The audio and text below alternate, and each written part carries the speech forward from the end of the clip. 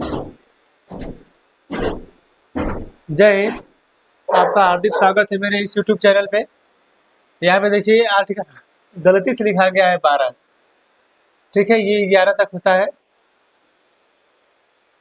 ठीक है, तो ये टाइपिंग मिस्टेक है, ये हो जाएगा सही। यहाँ पे फिलहाल के लिए भी दिख रहा है, लेकिन इसे हम सही कर देंगे यहाँ के लिए।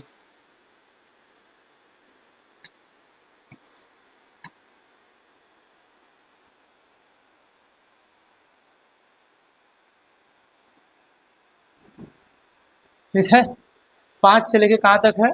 11 तक है। चर्चा किसकी हो रही है? नागरिकता की। भाग कितना है? 2। अनुच्छेद 5 से 11 तक। हमने आपको भाग 1 पढ़ा दिया है पूरा विस्तार के साथ। यूट्यूब पे क्लास पढ़ा है, जाके पीछे देख लीजिए। ठीक है ना। अब जो है हम लोगों को पढ़ना है नागरिकता। ये मैं हूँ। ठीक है, माय नेम। ठीक ठीक है, नागरिकता हम लोग पढ़ेंगे। भाग 2 है, अनुच्छेद 5 से लेके 11 तक। आइए अब हम लोग बढ़ते हैं अपने नागरिकता पे। नागरिकता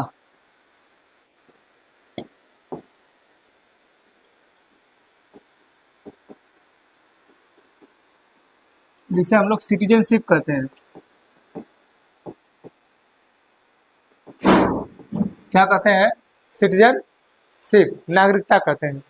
ठीक है, अब सबसे पहले है कि नागरिक क्या होता है। नागरिक क्या होते हैं?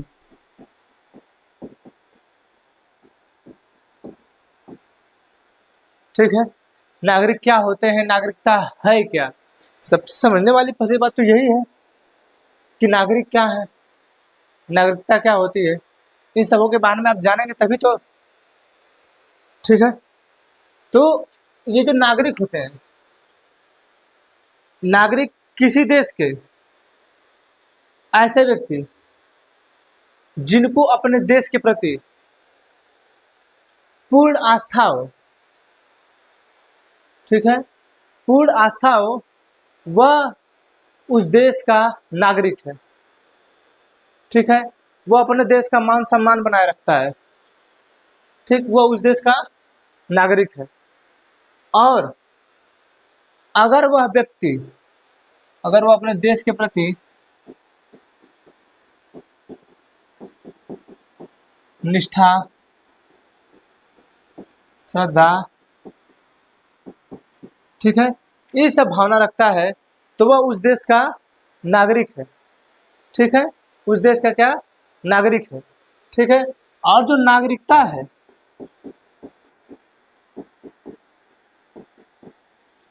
ठीक, नागरिकता उस देश में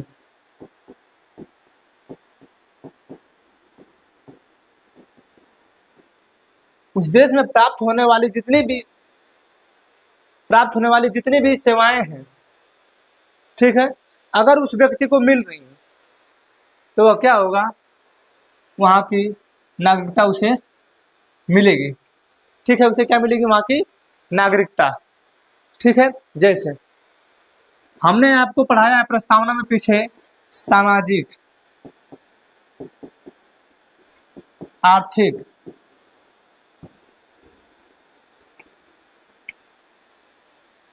सामाजिक, आर्थिक,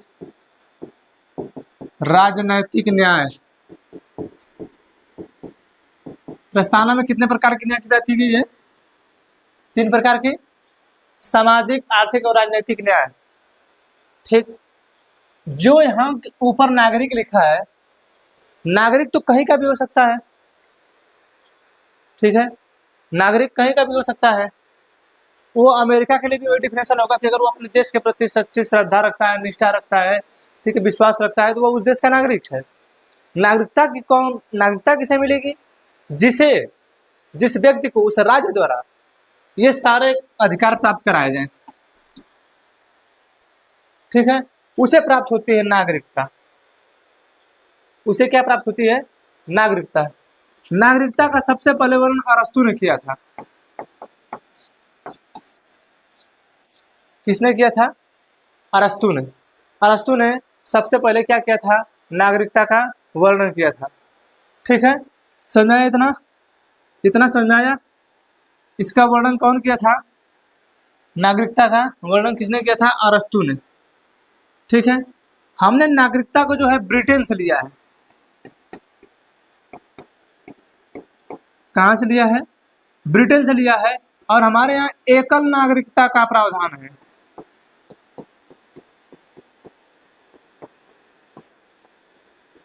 हमारे यहाँ एकल नागरिकता का प्रावधान है। ठीक है, ब्रिटेन से लिया गया है। कैसा प्रावधान है? एकल नागरिकता का प्रावधान है हमारे यहाँ। ठीक, अब आगे आइए। अभी आप जो नागरिक देख रहे हैं, किसी देश में, चाहे वो भारत हो, चाहे अमेरिका हो, चाहे पाकिस्तान हो, चाहे नेपाल हो, चाहे भूटान हो, चाहे बांग्लादेश हो, कहीं भी देश, कोई भी देश हो, ठीक है, उस देश में नागरिक कितने प्रकार के रह सकते हैं? उस देश में, जैसे हमारा भारत देश है, तो इस भारत देश में हमारे भारत के नागरिक तो होंगे ही, भारत के नागरिक होंगे ही। ठीक है, विदेशी नागरिक होंगे। क्या होंगे? विदेशी नागरिक होंगे। कुछ के पास जो है कोई प्रूफ नहीं है कि वो कहाँ के हैं। ठीक है, वो कहाँ के हैं कोई प्रूफ नहीं है। ठीक है, तो बिना देश वाले,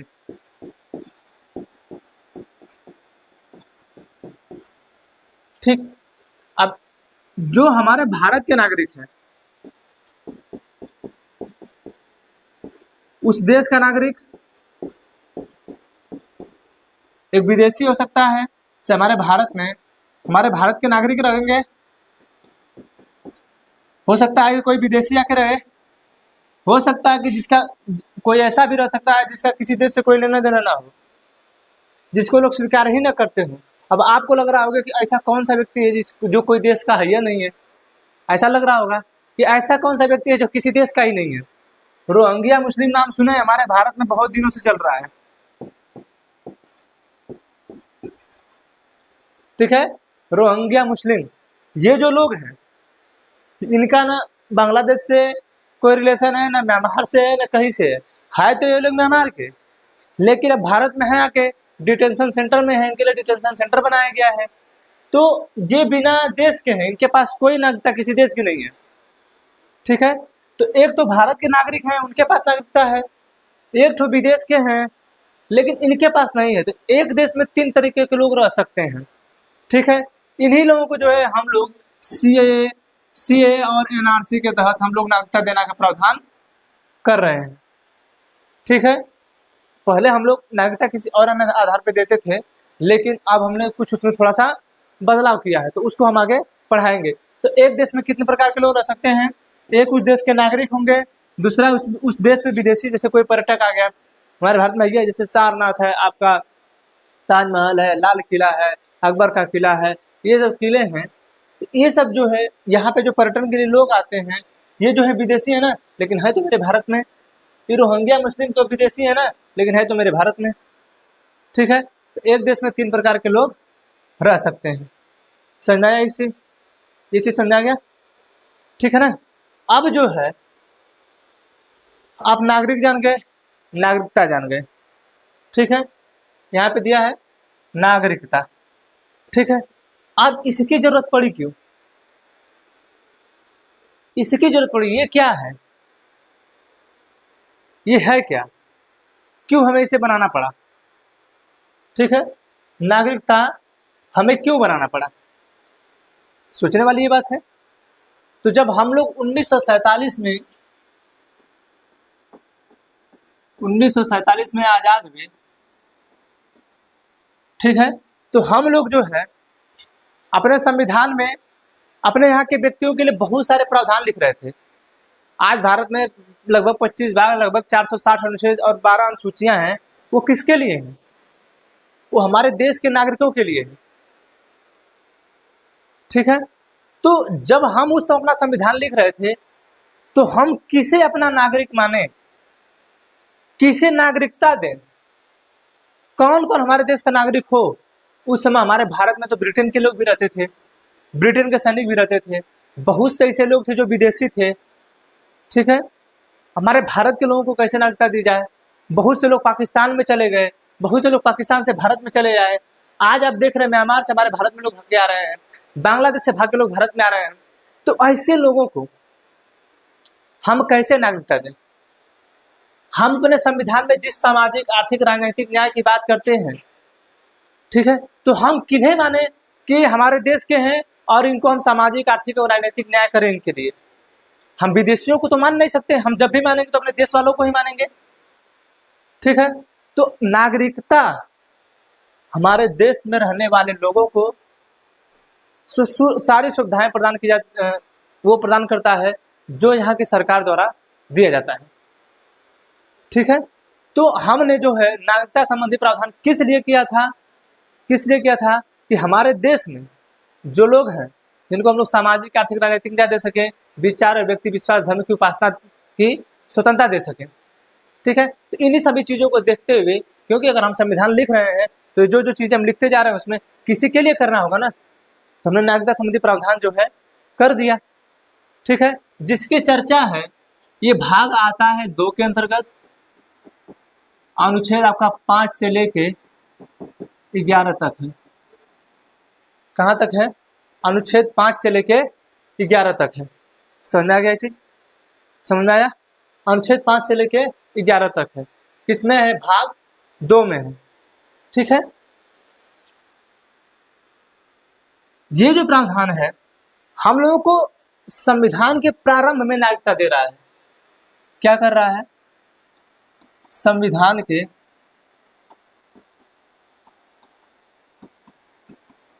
प्रारंभ में नागरिकता।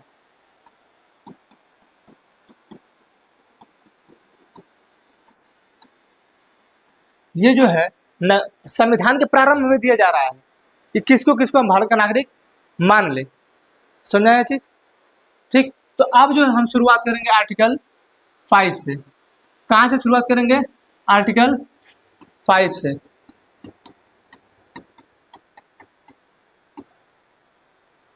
और इसमें जो है, जैसे इसमें हमें नागरिकता देना है तो हमने 5 से 11 तक जो है ये नागरिकता देने का प्रावधान किया कि किसको कैसे नागरिकता देंगे, किसको कैसे नागरिकता देंगे। ठीक है, समझ आ रहा है? तो आर्टिकल 5 कहता है अगर हमें भारत में किसी भी व्यक्ति को अगर नागरिक बनाना है, ठीक है, तो अधिवास के आधार पर हम उसे नागरिकता दे सकते हैं।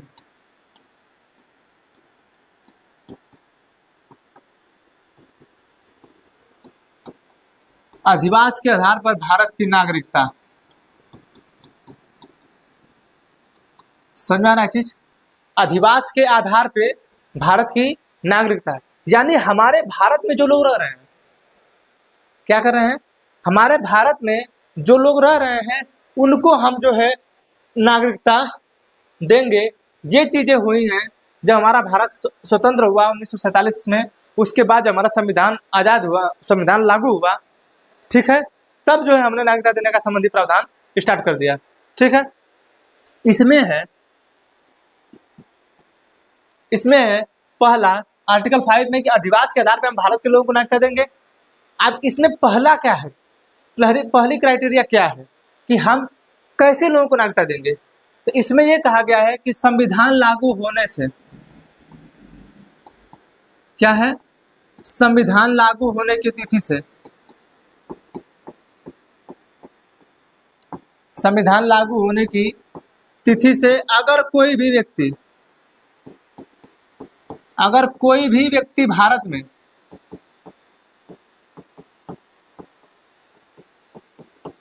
में जन्मा हो, ठीक है, पहली क्राइटेरिया क्या है? संविधान लागू होने की तिथि से, यानी कब लागू हुआ? हमने उसे अपना लिया 26 नवंबर 1949 को, लेकिन लागू हुआ 26 जनवरी 1950 को। ठीक है, यानी 26 जनवरी 1950 से जो भी लोग भारत में पैदा होंगे वो लोग भारत के नागरिक होंगे। क्या होंगे? भारत के नागरिक होंगे। इसका फायदा उठाता था पाकिस्तान। इसका फायदा कौन उठाता था? पाकिस्तान उठाता था। ठीक है। करता क्या था? अपने यहाँ के महिलाओं को, अपने जो फीमेल फ्रेंड थी, उनकी महिला पत्नी थी, वो प्रेग्नेंट होती थी उनके साथ, और आ जाते थे सब भारत में टूर के लिए, ताजमहल देखने। अब ऐसे समय आते थे कि ज़्यादा दिन तक रह जाते थे। ठीक है। और यहीं पे बच्चा उनका पैदा हो गया। तो हमारे यहाँ जो संविधान का प्रावधान था कि संविधान लागू होने की तिथि से अगर कोई भी व्यक्ति भारत में जन्मता है तो वह भारत का नागरिक होगा। संविधान लागू कब हुआ? 26 जनवरी 1950 को। यानी इसके बाद जितने भी लोग भारत में पैदा होंगे वो लोग भारत के नागरिक होंगे। समझ आ रहा है चीज? क्या कह रहा है कि संविधान लागू होने की तिथि से अगर कोई भी व्यक्ति भारत में जन्मा हो तो वह भारत का नागरिक होगा। ठीक है। फिर दूसरा कह रहा है कि अगर वह व्यक्ति भारत का नागरिक माना जाएगा, ठीक है, वह व्यक्ति भारत का नागरिक माना जाएगा अगर संविधान लागू होने से पूर्व उसके माता या पिता में से कोई एक भारत में निवासी रहा हो। ठीक है। भारत में निवासी रहा हो। ठीक है। भारत में क्या कर रहा हो? निवासी रहा हो। कब? संविधान लागू होने से। ठीक है। उसके माता पिता में से कोई एक तो वह जो भारत में पैदा हो जाए, दूसरा है कि उसके माता पिता में से कोई एक भारत का नागरिक हो। ठीक है। हमने इसी पर जो है एंग्लो इंडियन को लिया है। किसको लिया है? एंग्लो इंडियन को। एंग्लो इंडियन को हमने यहीं से लिया है कि उसके माता पिता में से कोई एक भारत का निवासी रहा है। ठीक है। यानी जो ब्रिटेन वाले लोग, ये सिर्फ ब्रिटेन, यूरोपीय कंट्री के लिए एंग्लो इंडियन का प्रयोग होता है। यूरोपीय कंट्री का कोई भी अगर व्यक्ति हमारे यहाँ की महिला से शादी किया था और बाद में उसको छोड़ के चला गया, क्योंकि हमें उन्हें भी तो नागरिकता देनी थी, उन्हें भी तो अपने यहाँ लेना था। ठीक है। तो उनके लिए हमने प्रावधान किया कि अगर उनके माता पिता में से कोई अगर एक भारत के नागरिक हो या भारत में निवास रहे हों, ठीक है, तो वो जो है भारत के नागरिक होंगे। वो क्या करेंगे? भारत के नागरिक होंगे। यहाँ पर तो हो सकता है कि दोनों माता और पिता दोनों हो। ठीक है। संविधान लागू होने की तिथि से अगर कोई व्यक्ति भारत में जन्मा हो, वो भारत का नागरिक होगा तो भारत में जन्मेगा। उसके बाद और उससे पहले के लिए जो लोग हैं उनको भी तो नागरिकता देनी थी। तो ये कह दिया गया कि उसके माता पिता में से कोई अगर एक भारत का नागरिक होगा, ठीक है, तो वह भारत का नागरिक, मतलब भारत में निवास कर रहा है तो वो भारत का नागरिक होगा। यही नहीं, एक और प्रावधान है। 26 जनवरी 1950 से पहले, 26 जनवरी 1950 से पहले अगर कोई भी व्यक्ति भारत में 5 वर्ष पूर्व से रह रहा हो,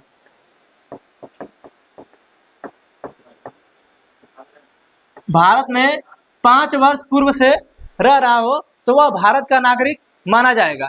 यानी 26 जनवरी 1950 संविधान लागू होने की तिथि से 5 वर्ष पूर्व से भारत में रह रहा हो तो उसे हम भारत का नागरिक कहेंगे, उसे हम भारत की नागरिकता देंगे। अब क्यों, इसे क्यों कहा गया? हमारे यहाँ मदर टेरेसा थी, आयरलैंड से आई थी।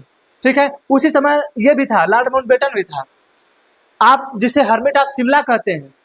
ठीक है। ऐसे ऐसे जो लोग हैं, ठीक, वो लोग 26 जनवरी 1950 से पहले अगर भारत में रह रहे हों और पिछले 5 सालों से रह रहे हों तो भी हम उन व्यक्ति को नागरिकता देंगे। ये हम नागरिकता देने का प्रावधान कर रहे हैं कि हम कैसे कैसे नागरिकता देंगे। पहला है कि संविधान लागू होने की तिथि से अगर कोई व्यक्ति भारत में पैदा हो जाएगा, जैसे हम लोग हैं भारत में पैदा होते हैं, हम लोग का पंजीकरण बन जाता है कि हम लोग भारत के नागरिक हैं। ठीक है। तो भारत में संविधान लागू होने की तिथि से अगर कोई व्यक्ति भारत में जन्मा है तो वह जो है भारत का नागरिक है। दूसरा कह रहा है कि अगर उसके माता पिता में से कोई एक भारत में निवासी रहा हो, ठीक है, और वो भी भारत शासन अधिनियम 1935 के तहत, भारत शासन अधिनियम 1935 के तहत अगर उनके माता पिता में से कोई एक भारत का निवासी रहा हो तो वह भारत का नागरिक माना जाएगा। ठीक है। तीसरा है कि 26 जनवरी 1950 संविधान लागू होने की तिथि से अगर 5 वर्ष पूर्व से वो भारत में रह रहा हो तो वह भारत का नागरिक होगा। ये हमने पहली क्राइटेरिया निर्धारित की। ठीक है।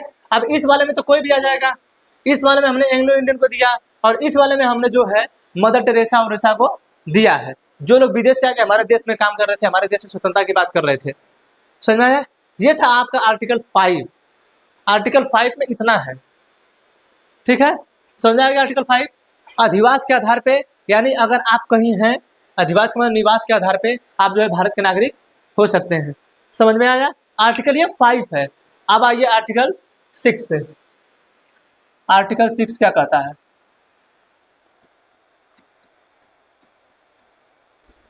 ठीक है, आर्टिकल 6 किसे नागरिकता देने की प्रावधान कर रहा है? ठीक है, आर्टिकल 6 कहता है कि अगर कोई भी व्यक्ति पाकिस्तान से प्रव्रजन करके भारत आया हो, क्या करके? प्रव्रजन करके भारत आया हो, ठीक है। इसमें कह रहा है कि अगर पाकिस्तान से कोई व्यक्ति, यानी जिस दिन हम लोग 1947 को 2 भागों में इंडिया और पाकिस्तान में डिवाइड हो गए, और हम जो है इस आधार पे विभाजित हो गए हिंदू और मुस्लिम पे, ठीक है, हम लोग जो है हिंदू और मुस्लिम के आधार पे हम लोग तो विभाजित हो गए, विभाजन हमारा हो गया। तो सब पाकिस्तान का जो विभाजन था वो मुस्लिमों के आधार पे हुआ था। उसमें कह दिया गया कि जिनका मन अगर भारत में रहने का है वो भारत में रहें, जिनका मन पाकिस्तान में जाने का वो पाकिस्तान में चले जाएं, ठीक है। ये नहीं होता है, गांव में भी होता है। गांव में अक्सर होता रहता है कि मैये बाऊ का जमीन है, ये डिसाइड कर देते हैं गाँव वाले कि एक जने माई के ले ला, एक जने बाऊ के ले ला, नहीं माई बाऊ के जेकरे में रहे के मन ओकरे में रहे, ये परिस्थिति है। तो यहाँ भी यही डिसाइड किया गया। जब भारत स्वतंत्र हुआ, भारत 1947 में आजाद हुआ 14 अगस्त और 15 अगस्त को, तो जो है कहा गया कि जिनका मन इंडिया में रहने का इंडिया में रहे, जिनका मन पाकिस्तान में रहने का पाकिस्तान में चले जाएं। खैर पाकिस्तान का विभाजन मुस्लिमों के धर्म के आधार पर ही हुआ था, तो जिनको जाना था पाकिस्तान में चले गए।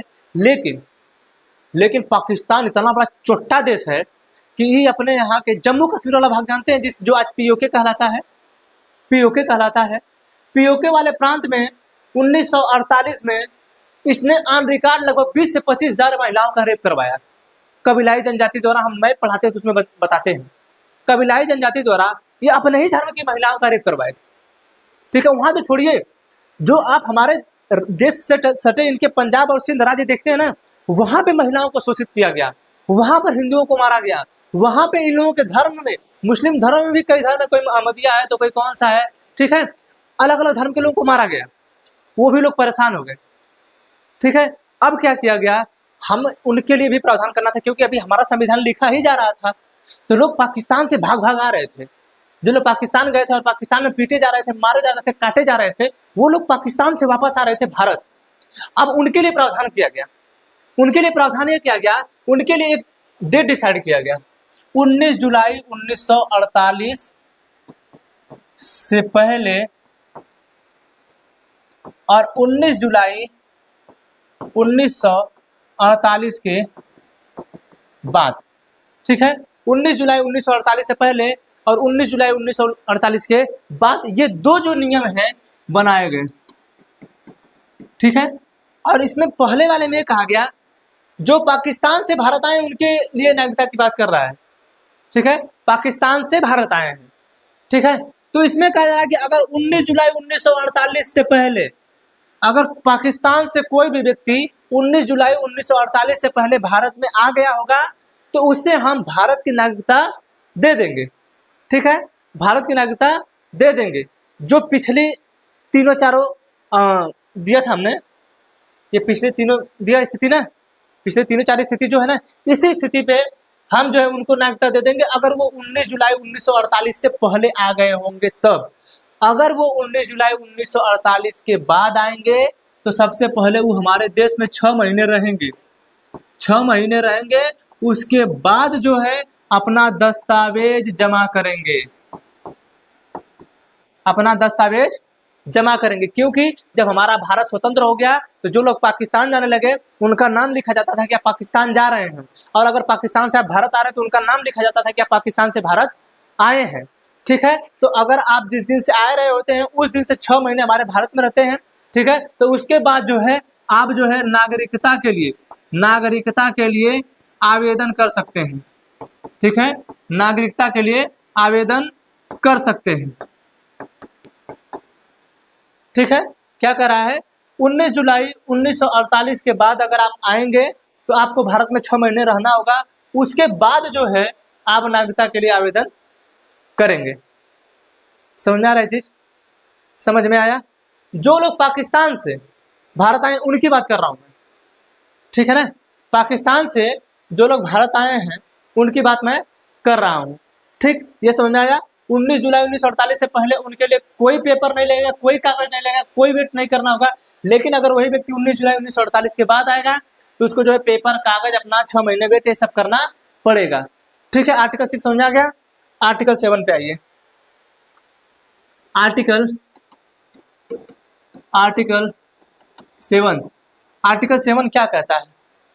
जैसे आर्टिकल 5 जो कहा, फिर आर्टिकल 6 का, आर्टिकल 7 कह रहा है कि भारत से पाकिस्तान गए, ठीक, फिर पुनः पाकिस्तान से भारत वापस आ गए। क्या किए, भारत वापस आ गए। भारत से, अब इसमें कहा गया कि अगर 1 मार्च 1947 से पहले अगर भारत का कोई भी व्यक्ति अगर 1 मार्च 1947 से पहले पाकिस्तान गया हो, 1 मार्च 1947 से पहले पाकिस्तान गया हो, ठीक है, पाकिस्तान गया हो, उसके बाद अगर 1 मार्च 1947 से पहले अगर वो पाकिस्तान चला गया, ठीक है, और उसके बाद अगर वो भारत आता है, तो उसे हम किस प्रकार से नागरिकता देंगे, उसे हम किस प्रकार से नागरिक बनाएंगे। ठीक है, तो इसमें कह रहा है कि अगर 1 मार्च 1947 से पहले अगर वो पाकिस्तान गया हो, ठीक है, और वहां जाने के बाद कुटाने लगा हो, लतियाए जाने लगा हो, मारे जाने लगा हो, पिटाने लगा हो, और फिर उसको सूझा हो कि नहीं ये सब तो निर्दयी है, काटते हैं, मारते हैं, पीटते हैं, तब फिर उसको लगा कि नहीं हमें भारत चलना चाहिए जहां पे वसुधैव कुटुंबकम है नहीं, लेकिन वसुधैव कुटुंबकम है। ठीक है, अपने ही देश में हम लोग पता नहीं कैसे जी रहे हैं, हम लोग को खुदा घुटन टाइप होता है, इस टाइप के लोग यहाँ पे हैं। ठीक है, तो 1 मार्च 1947 से पहले पाकिस्तान गया हो, उसके बाद फिर भारत में आ रहा हो, तो उसे हम कैसे नागरिकता देंगे। तो उसके लिए भी हम वही प्रावधान लागू किए हैं कि अगर तुम चुट्टे 19 जुलाई 1948 से पहले आए हो, क्या किए हो, 19 जुलाई 1948 से पहले आए हो, ठीक है, यानी आर्टिकल 6 का प्रयोग करेंगे। किसका, आर्टिकल 6 का।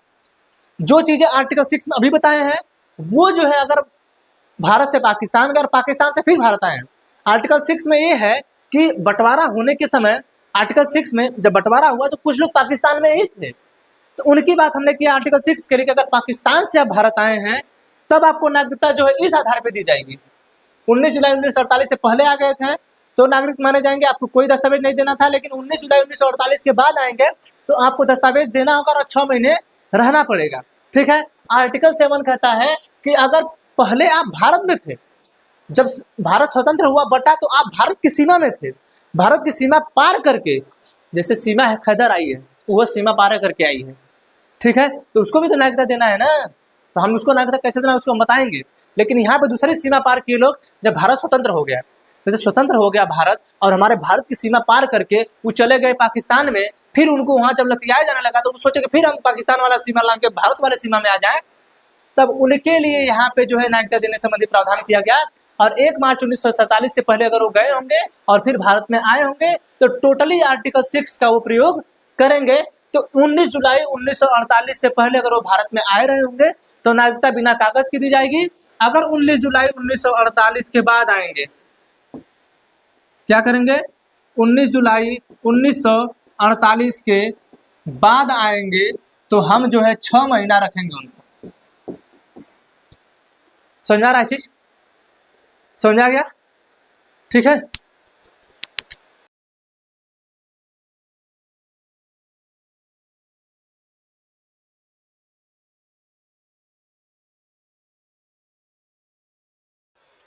ठीक है, इतना समझाया ये आर्टिकल 5, आर्टिकल 6, आर्टिकल 7।